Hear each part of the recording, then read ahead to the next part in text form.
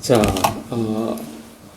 소설가이시면서 시나리오 작가 또 영화 감독 등 다양한 활동을 펼친 프랑스의 예술가 마르그리트 듀라스라는 분이 마지막 저서에서 이런 글을 썼습니다. 나는 삶을 사랑해. 비록 여기 이러한 삶일지라도 라는 글을 썼습니다. 자, 이 시처럼 우리는 우리의 삶을 사랑해야 합니다. 왜냐하면 우리 각 사람은 하나님의 형상대로 지음받은 온 세계의 유일한 존재이기 때문입니다. 자, 오늘 우리가 읽었던 본문은 예수님께서 부활하신 후 그곳에 온 여인들에게 천사와 또 부활하신 예수님이 들려주는 그런 말씀을 담고 있습니다. 자, 먼저 천사가 빈 무덤을 보고 당황하는 여인들 앞에서 언급한 말씀이 무엇입니까? 자, 우리가 아까 읽었던 부분 마태복음 28장 7절 같이 있습니다. 다시 한번 읽습니다. 시작. 또 빨리 가서 그의 제자들에게 이르되 그가 죽은 자 가운데서 살아나셨고 너희보다 먼저 갈릴리로 가시나니 거기서 너희가 배우리라 하라. 보라, 내가 너희에게 일렀느니라 하거늘.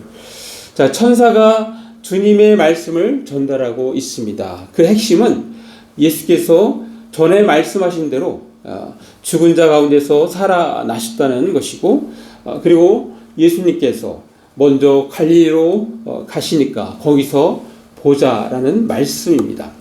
자, 예수님께서 살아나셨으니 그 다음에 있을 이야기를 늘 활동하던 그러한 갈릴리에서 만나 보자는 것입니다. 자, 그리고 천사의 언급에 대하여 재차 강조하기 위해서 이번에는 예수님께서 여인들에게 직접 나타나셔서 말씀하십니다. 자, 그 부분이 마태복음 28장 10절 말씀입니다. 자, 우리 같이 또 읽습니다. 시작. 이에 예수께서 이르시되 무서워하지 말라. 가서 내 형제들에게 갈릴리로 가라 하라. 거기서 나를 보리라 하시니라. 자, 이 갈릴리에 대해서 계속해서 언급하고 있죠. 천사도 갈릴리에 대해서 언급했고 예수님은 다시 반복해서 말씀해 주셨습니다. 자, 과연 갈릴리라는 이 지역이 어떤 지역이길래 그렇게 언급하셨을까요? 한번 지도 한번 보겠습니다. 자, 예수님께서 태어나신 곳은 베들레헴이지만 그러나 자라시고 성장하신 곳이 나사렛입니다. 나사렛. 자, 여기 갈릴리 호수가 있는데 이 나사렛 있죠?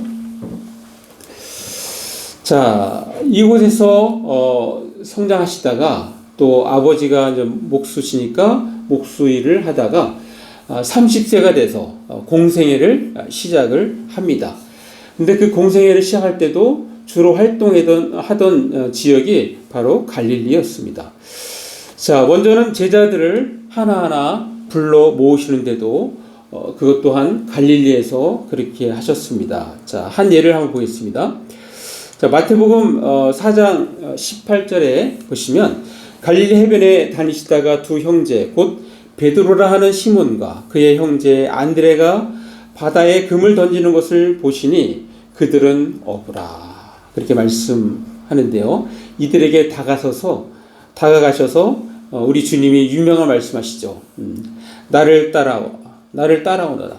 내가 너희를 사람을 낚는 어부가 되게 하리라. 네.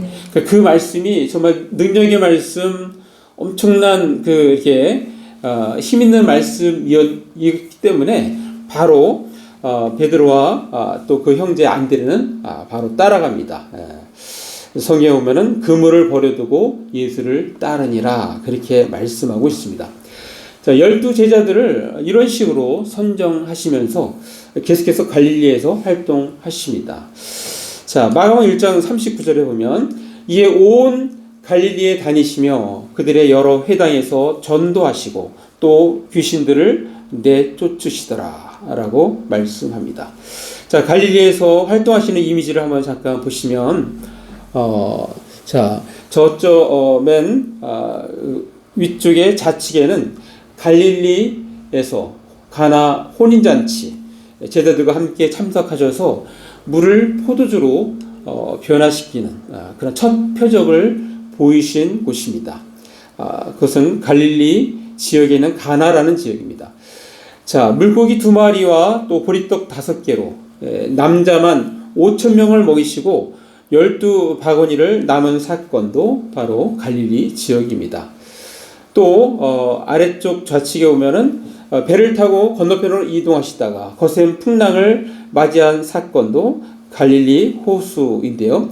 자, 그곳에서 한밤중에 기도하시고 제자들을 향하여 바다 위로 걸어가실 때 갑자기 제자들이 깜짝 놀라면서 그 광경에서 주님인 걸 알고 베드로가 자기가 이제 걸을 수 있게 해달라고 해서 예수님이 허락하시죠. 그래서 바다 위를 걸어가는 사건이에요.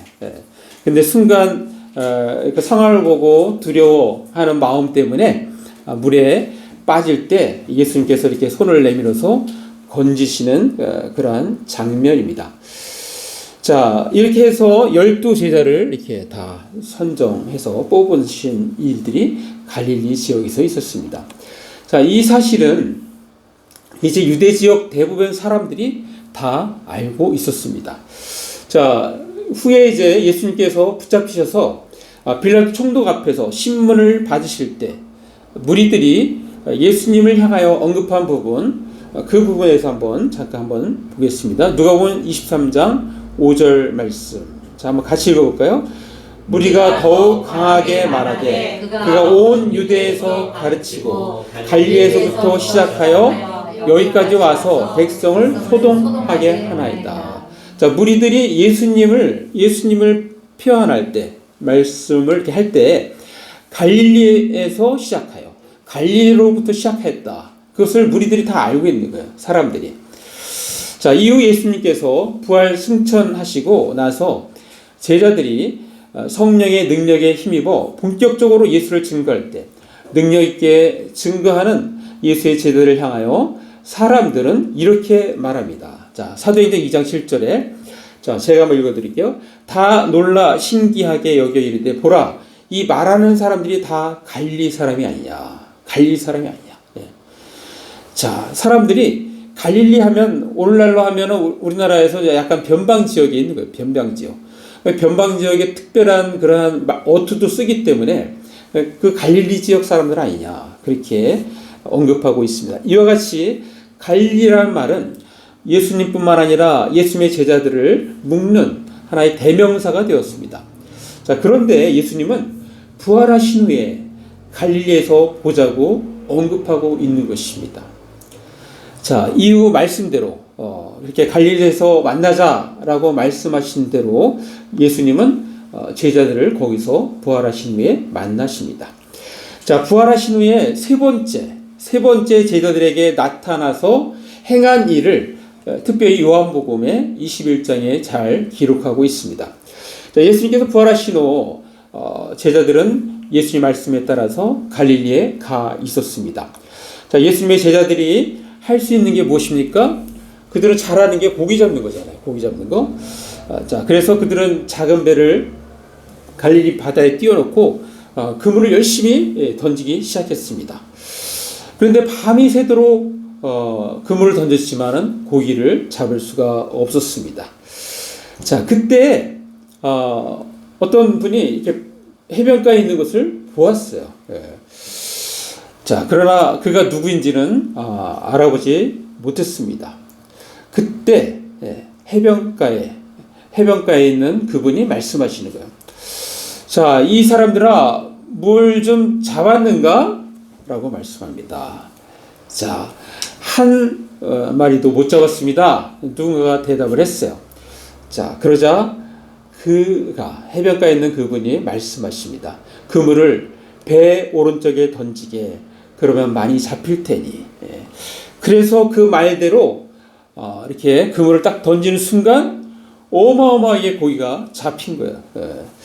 자, 그 순간 예수님의 사랑을 받는 제자 요한이겠죠. 요한이 주님이시다 라고 그렇게 이야기합니다. 자, 그랬더니 항상 동작이 빠른 베드로가, 자, 옷을 벗고 있던 베드로가 그 행동파답게 겉옷을 걸치면서 물속에 뛰어듭니다. 그리고 언덕까지 헤엄쳐 가게 됩니다. 자, 배에 남아있던 제자들도 그물을 끌어서 배를 지어서 약 한 90m, 90m 한 100m 정도 떨어진 언덕으로 다가갑니다. 그리고 내렸더니 벌써 여기 그림에서 나오는 것처럼 예수님께서 이렇게 불을 만들어 놓고 거기서 이제 먹을 것을 이렇게 그 고기도 가져오라고, 잡은 고기도 가져오라고. 그때 나오는 고기 숫자가 153, 그예요. 153마리. 자, 그리고 예수님 말씀하십니다. 어서 와서 아침 식사를 하라. 예. 지금 이들의 상황은 밤새도록 일을 했잖아요. 근데 고기도 못 잡았어요. 얼마나 배가 고프겠습니까? 근데 그들의 필요를 예수님은 알고 먼저 그들의 필요를 채워주시는 거예요. 예. 배가 고픈 것을 채워주십니다. 예. 자, 그런데 주님이 이렇게 다 하시는데도 불구하고 사람들이 이미 주님이라는 걸 알고 있어요. 그냥 알고 있기 때문에 아무도 말로 이렇게 표현을 하지 않는 거예요. 그냥 주님인 거를 다 알고 있는 상태예요. 이제 세 번째 나타나신 그런 상황이었기 때문에.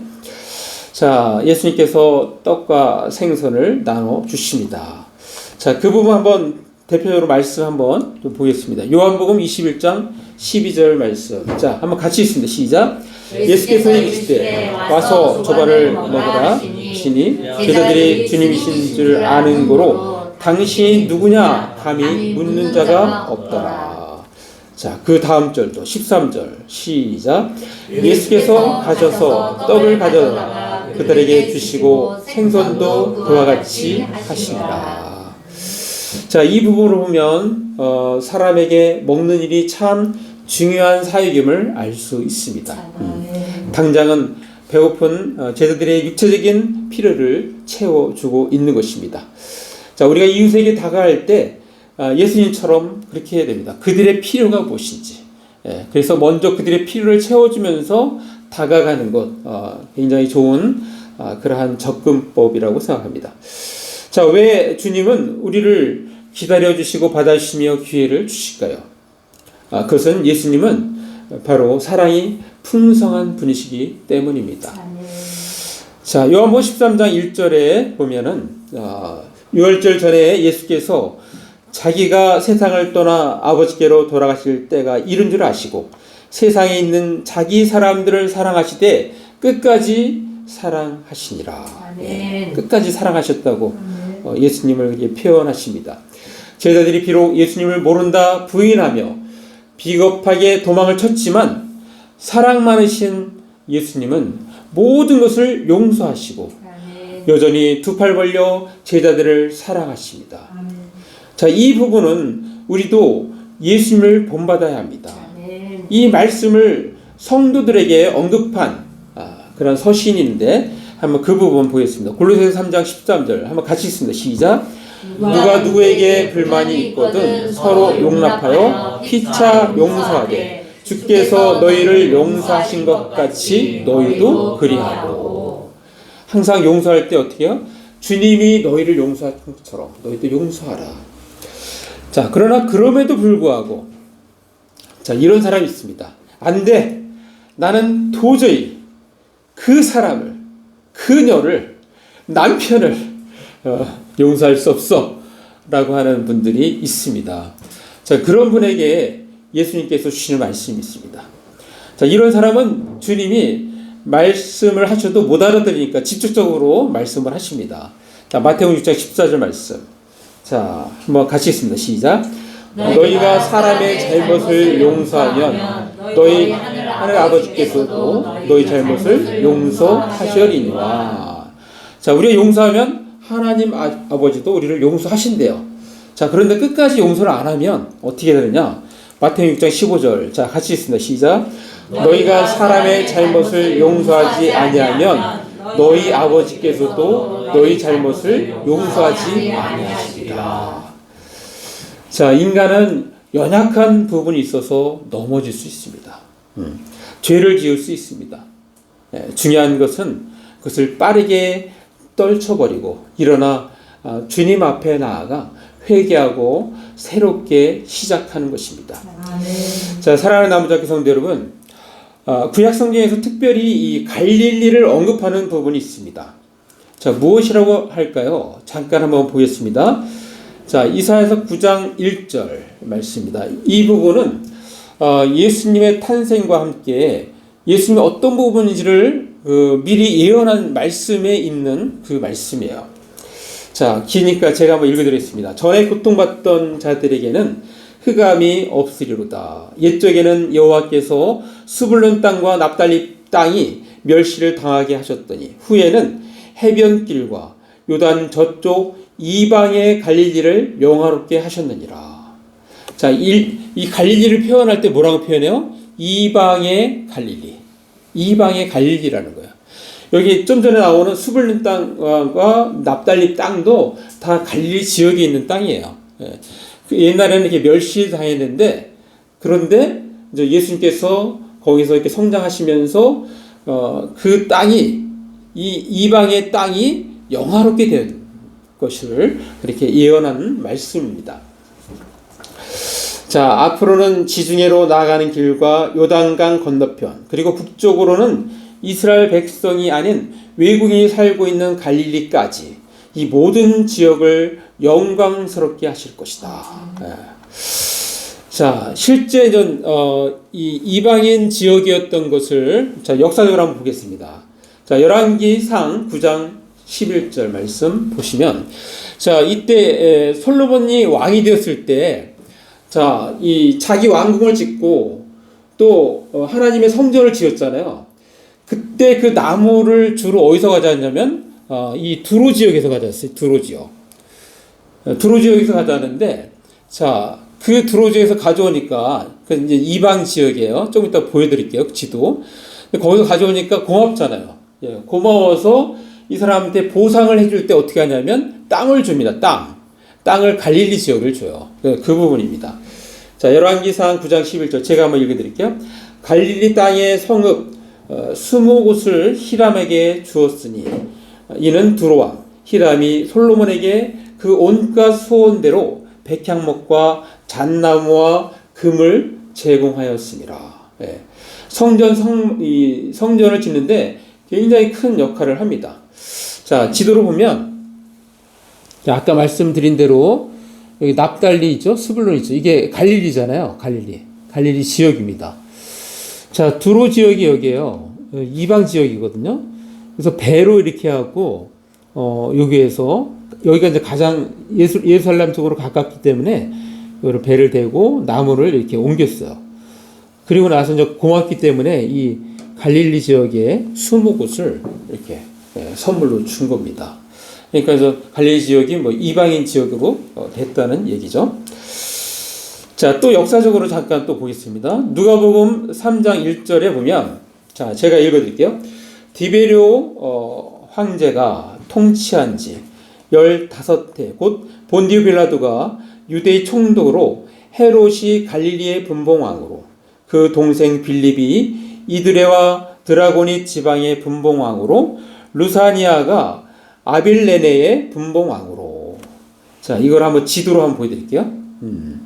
자, 요 지금 이름 나온 지도를 이렇게 한꺼번에 다 표시를 이렇게 하면 이렇습니다.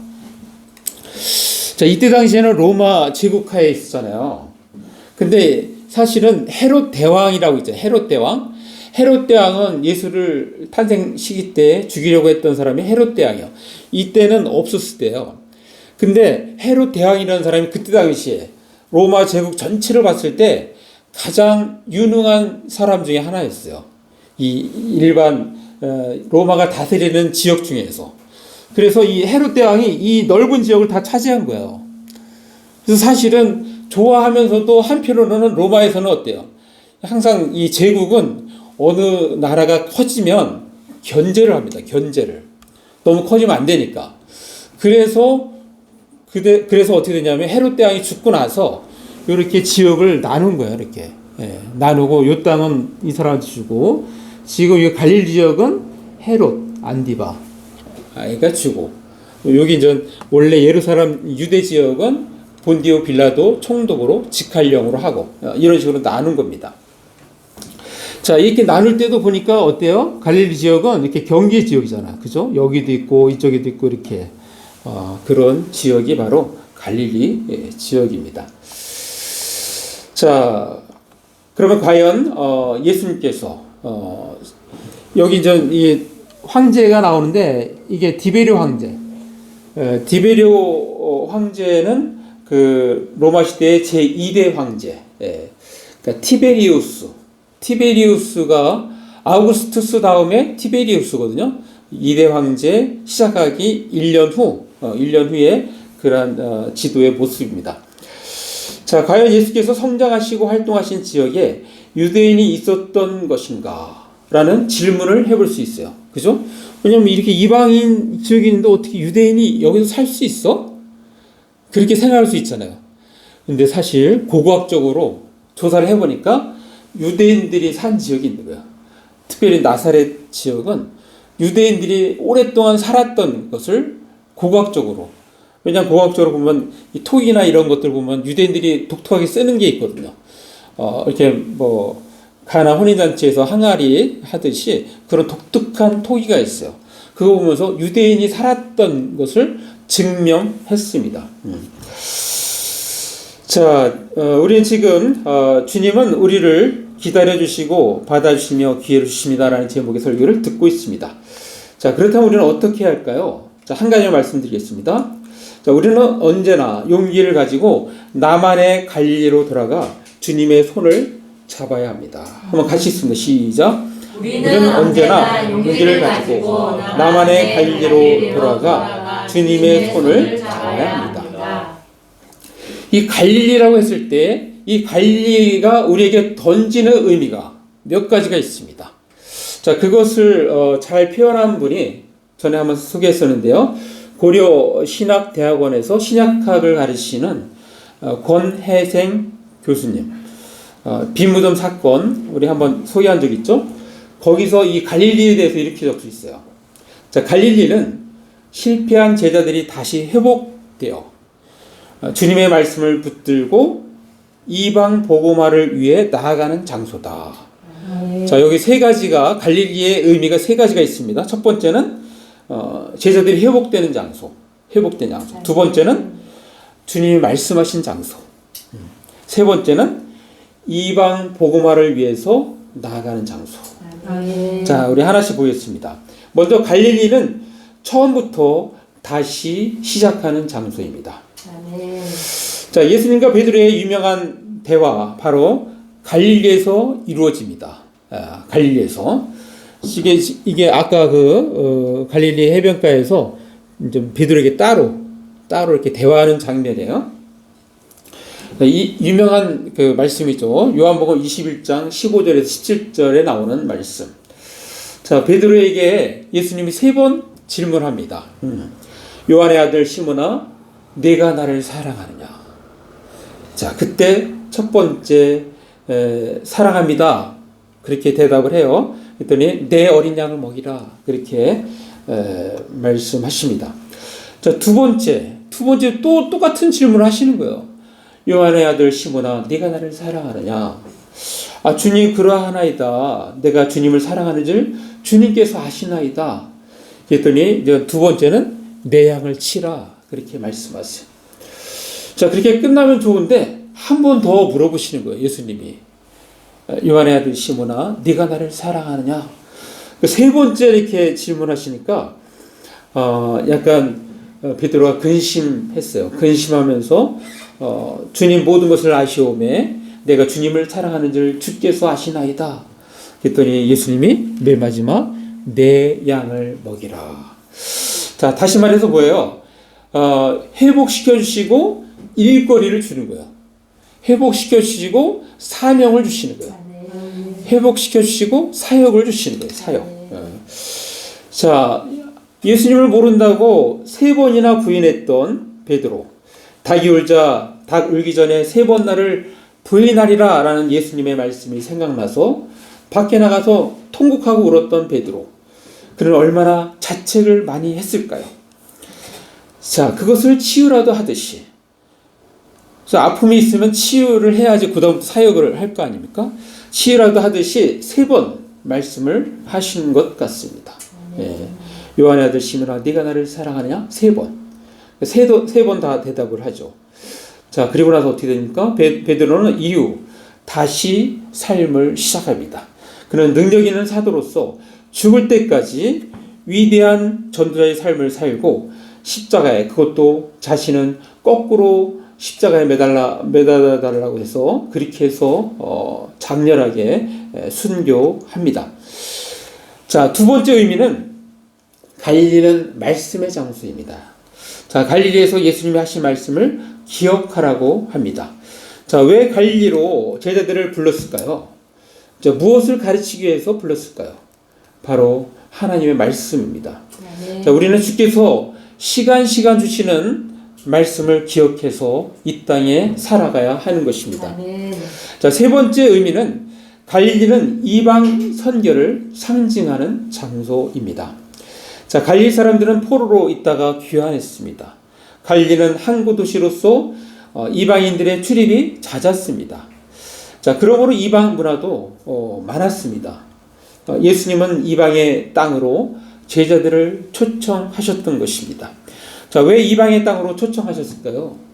바로 제자들에게 말씀을 가르치셔서 마침내 제자들이 이방 선교, 즉 모든 민족의 복음화를 위한 비전을 갖기를 원하셨던 것입니다. 자, 우리가 잘 아는 대로 예수님의 위대한 지상명령 무엇입니까? 마태복음 28장 18절부터 20절 말씀이죠. 네. 자, 제가 한번 읽어드리겠습니다. 18절 예수께서 나와 말씀하여 이르시되 하늘과 땅의 모든 권세를 내게 주셨으니. 자, 19절 그러므로 너희는 가서 모든 민족을 제자로 삼아 아버지 아들과 성령의 이름으로 침례를 베풀고 내가 너에게 분부한 모든 것을 가르쳐 지키게 하라.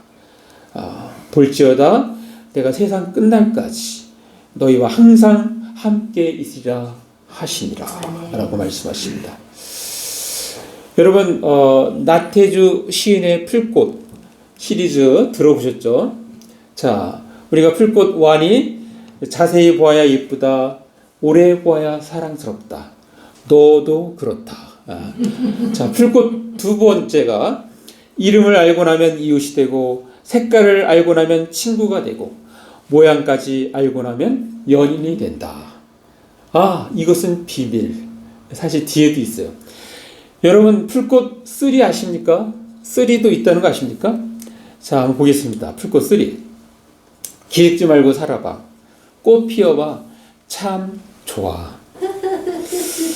자, 오늘 주님은 이 나태주의 풀꽃 3로 우리 각자의 귓가에 들려주십니다. 기죽지 말고 살아봐. 꽃 피어봐. 참 좋아. 아멘. 자, 마무리합니다. 자, 우리는 이 땅에서 신앙생활하고 하면서 삽니다. 자, 수많은 결심들을 하면서 삽니다. 자, 우리가 매주 교회에 와서 들은 말씀만 해도 얼마나 많습니까? 주일날 메시지만 해도 매번 적용거리를 한 가지 이상 제안합니다. 우리는 그때마다 아멘으로 화답하며 결심합니다. 자, 그러나 며칠, 아니 몇 시간, 아니 1시간도 못 되어서 잊어버리고 살고 있는 우리 자신의 모습을 바라보게 됩니다. 자, 그러나 그때마다 기억하십시오. 우리 스스로 주저앉아서는 안 됩니다. 우리는 원망과 불평의 말을 해서는 안 됩니다. 포기해서도 안 됩니다. 우리는 그때마다 나만의 갈릴리로 가야 합니다. 네. 그곳에서 주님 만나고 힘을 얻고 새롭게 시작해야 합니다. 네. 베드로처럼 말입니다. 자, 우리 주님은 우리를 기다려주시고 받아주시며 기회를 주십니다. 네. 자, 그러므로 우리는 언제나 용기를 가지고 나만의 갈릴리로 돌아가 주님의 손을 꼭 잡아야 합니다. 자, 우리 모두는 용기를 가지고 나만의 갈릴리로 돌아가서 주님의 손잡고 새롭게 일어서서 앞을 향하여 전진하는 저와 여러분의 되시기를 간절히 바랍니다. 아멘. 네, 말씀 생각하시면서 잠깐 기도하겠습니다. 1, 2분 기도로 나아가겠습니다. 기도하시겠습니다. 아버지 하나님 감사합니다.